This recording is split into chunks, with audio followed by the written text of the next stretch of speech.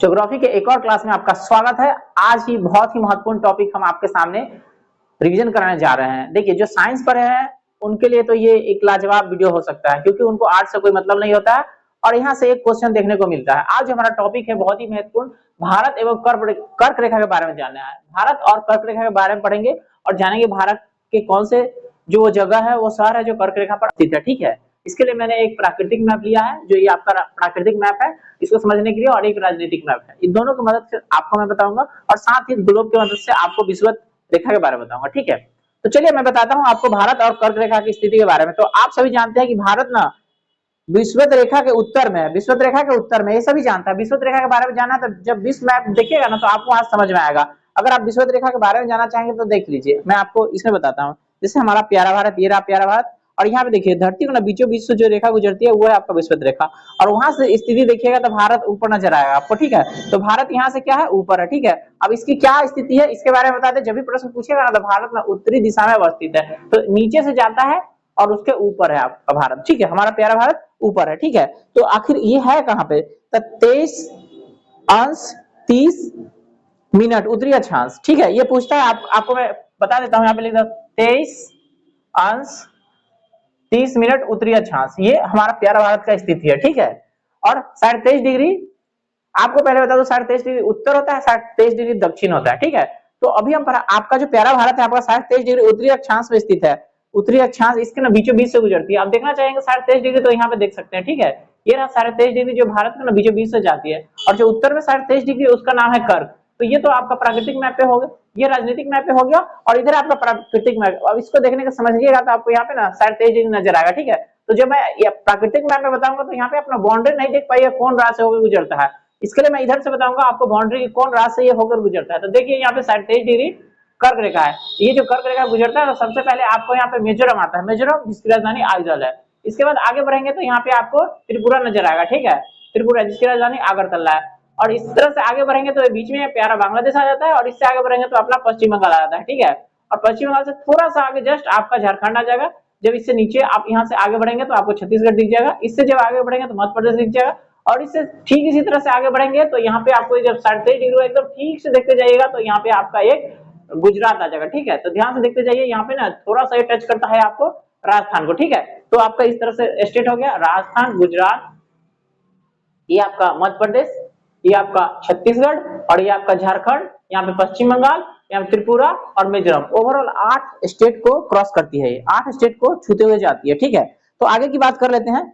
कर्क रेखा भारत के ना लगभग मध्य से होकर गुजरती है। पूछेगा कर्क रेखा कहां से गुजरती है, तो भारत के मध्य से लगभग। ठीक है, कर्क रेखा भारत में कुल 8 राज्यों से होकर गुजरती है, जिसे हमने मैप पर देख लिया है। ठीक है, और अच्छे से इसको जानने के लिए आप अपना मैप ले लीजिएगा और इसको देख पाइएगा। ठीक है, जिसमें ना गुजरात, राजस्थान, मध्य प्रदेश, छत्तीसगढ़, झारखंड, पश्चिम बंगाल, त्रिपुरा और मिजोरम, यहाँ से गुजरती है अपना कर्क रेखा 23 डिग्री। और जब 23 डिग्री दक्षिण की बात करेंगे तो उत्तर में कर्क है और दक्षिण में ये अपना कर्क और नीचे में मकर रेखा। ठीक है, तो हम मकर रेखा के बारे में विशेष बात करेंगे एक बार, लेकिन अभी कर्क रेखा के बारे में बात करें। अब देखिए इसमें क्या और आपको जानना है। सूर्य के उत्तरायण, यानी सूरज जब उत्तर में आता है ना तब, तो सूरज के उत्तरायण होने के बाद ही उत्तरी गोलार्ध में दिन की अवधि बढ़ती है। जैसे अभी जो हमारा समय है ना, यानी ठंडा का मौसम जब धीरे धीरे खत्म हो रहा है और गर्मी का मौसम जैसे जैसे आ रहा है तो दिन की अवधि बढ़ेगी। ठीक है, यानी सूरज ना अब उत्तरायण आ रहा है। ठीक है, उत्तर की तरफ आ रहा है। ठीक है, 21 जून एवं 21 जब जून आएगा ना एवं इसके निकट तिथि को ना सूर्य उत्तरायण स्थिति में होता है, सर्वोच्च बिंदु पर यानी कर्क रेखा पर होता है, यानी सूरज एकदम यहाँ पे रहेगा। जब सूरज यहाँ पे रहेगा तो हमारे यहाँ बहुत गर्मी पड़ेगा। ठीक है, और जैसे ही सूरज इससे दूर जाता है, जैसे कि अभी ठंडा के मौसम में सूरज ना दूर गया हुआ था, यानी दक्षिण की तरफ था। ठीक है, 23 डिग्री दक्षिण में वहां था, अभी ये सूरज यहाँ पे आ रहा है 23 डिग्री उत्तर में कर्क, तो यहाँ से क्या है गर्मी बढ़ने लगेगी और दिन की अवधि बढ़ने लगेगी। ठीक है, इस समय उत्तरी गोलार्ध में दिन की अवधि सर्वाधिक, जब यहाँ पे पहुंच जाएगा तब दिन की अवधि सर्वाधिक हो जाएगी, बड़ी हो जाएगी दिन। ठीक है, और रातें छोटी छोटी होने लगेगी, यानी रातों की जो अवधि है वो छोट हो जाएगी। ठीक है, तथा दक्षिणी गोलार्ध में इसी समय इसका विपरीत होता है। ठीक है, वहां पे ना छोटी होगी। ठीक है, और जब दक्षिणी गोलार्ध में सूरज जब आएगा नीचे 23 डिग्री तो दक्षिणी गोलार्ध में सूरज ज्यादा मिलेगा, यानी दिन की अवधि बढ़ जाएगी। ठीक है, एक नदी का नाम है, आपको याद रखना, नाम है माही नदी। कर्क रेखा को ना 2 बार बराबर हिस्सों में बांटती है, तो माही की नदी के बारे में आपको याद रखना है। मतलब माही नदी एक ऐसी नदी है जो कर्क रेखा को ना 2 बार काटती है। ठीक है, समझ गए, और ये माही नदी ना आपको राजस्थान में मिलेगी। ठीक है, समझ गए, तो यहाँ से प्रश्न आता है कि निम्नलिखित में से कौन सी नदी कर्क रेखा को 2 बार काटती है, तो माही नदी। आपको याद रखना है, प्रश्न एग्जाम का इससे पहले भी पूछा चुका है, कई सारे एग्जाम में पूछा जा चुका है और आपसे भी पूछा जाएगा, ठीक है।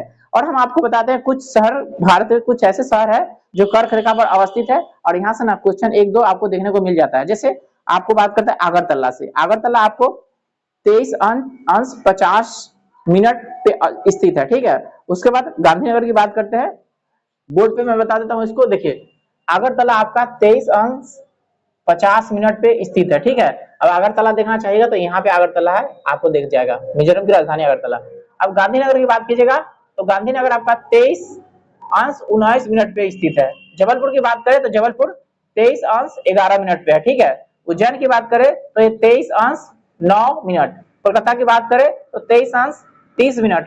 नागपुर की बात करो तो 21 अंश 9 मिनट। और अहमदाबाद की बात करें तो 23 अंश 2 मिनट। वाराणसी की बात करें तो 23 अंश 18 मिनट और भोपाल की बात करें तो 23 अंश 25 मिनट। तो ये है कुछ भारत का शहर जो अवस्थित है। कहीं कहीं क्वेश्चन पूछ लेता है कि बताइए निम्नलिखित में से कौन सा शहर कहाँ अवस्थित है, ठीक है। तो आपको एक तरफ शहर का नाम दे देगा और इस तरफ से ना आपको अंश पूछ लेगा, ठीक है। तो आपको बताना पड़ेगा, तो आपको पता रहेगा तभी बता पाएगा, ठीक है। तो चलते चलते मैं आपसे एक क्वेश्चन पूछना चाह रहा हूँ, उसका जवाब कमेंट करके बता सकते हैं। बताइए कर्क रेखा किस राज्य से होकर गुजरती है। ऑप्शन है आपके पास ओडिशा, बिहार, उत्तर प्रदेश, आंध्र प्रदेश। कृपया कमेंट करके बताइए, ठीक है। अच्छा लग रहा है तो कमेंट कर दीजिएगा और वीडियो कैसा लग रहा है इसके बारे में भी बताइएगा और अपने दोस्तों में जरूर शेयर कर दीजिएगा ताकि उनको ना मदद मिल सके। यहाँ से क्वेश्चन बनता है और एग्जाम में बैठेंगे तो जरूर देखेंगे। अगर आपको इस प्रश्न के बारे में जाना तो प्रीवियस ईयर का क्वेश्चन लौटिए, वहां पे आपको यहाँ से भर भर के क्वेश्चन देखने को मिल जाएगा। जो हमारा नेक्स्ट टॉपिक होगा उसके बारे में हम आपको बताएं, मानक समय। सारे 82 डिग्री भारत का मानक समय है, उसके बारे में जानेंगे और इससे क्या प्रश्न बनता है उसके बारे में डिस्कस करेंगे।